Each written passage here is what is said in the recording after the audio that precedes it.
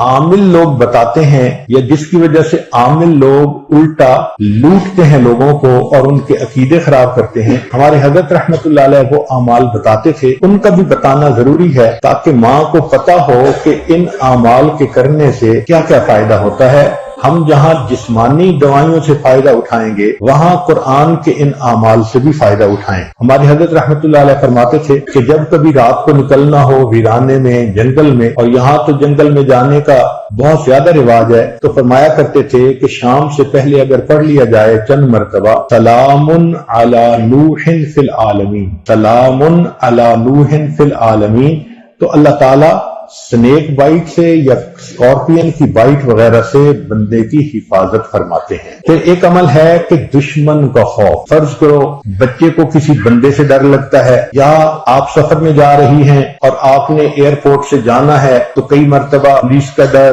اور امیگریشن کا ڈر، کسٹم کا ڈر، یہ یا کسی حاکم کا ڈر، تو کسی بھی بندے کا ڈر اگر ہو تو ہمارے حضرت رحمۃ اللہ فرماتے تھے کہ قرآن مجید کی آیت ہے سورہ یاسین میں وَجَعَلْنَا مِن بَيْنِ أَيْدِيهِمْ سَدًّا وَمِنْ خَلْفِهِمْ سَدًّا فَأَغْشَيْنَاهُمْ فَهُمْ لَا يُبْصِرُونَ۔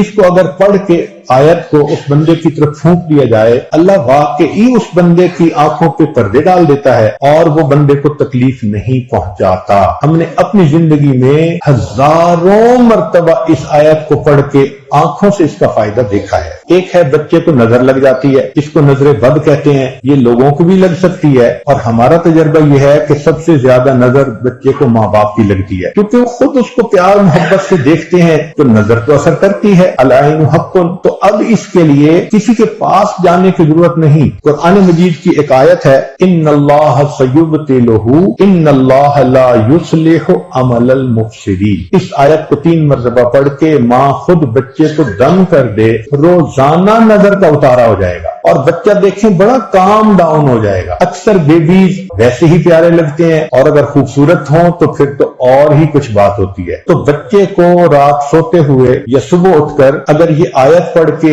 2 دفعہ 3 دفعہ دم کر دیا جائے تو بچے کے اوپر سے بری نظر کا اثر ختم ہو جاتا ہے۔ ایک ہے کہ پڑھنے والے بچے اسکول میں اچھا پرفارم کریں، اچھے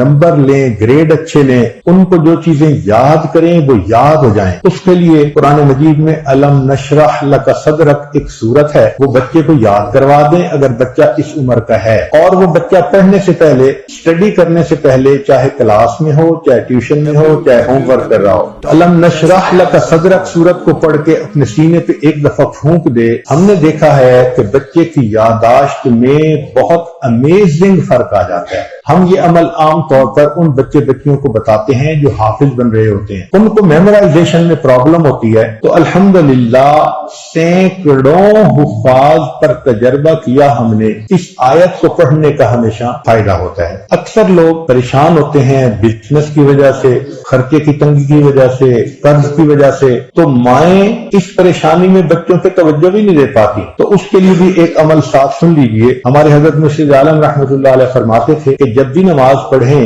ہر نماز کے بعد اول آخر ایک دفعہ درود شریف اور درمیان میں 7 مرتبہ سورۃ لإیلاف قریش، پوری سورت 7 دفعہ پڑھیں، چھوٹی سی سورت ہے، اور پھر دعا مانگیں۔ اس عمل کو کرنے سے رزق کی کوئی بھی پریشانی ہو اللہ اس پریشانی کو دور فرما دیتے ہیں۔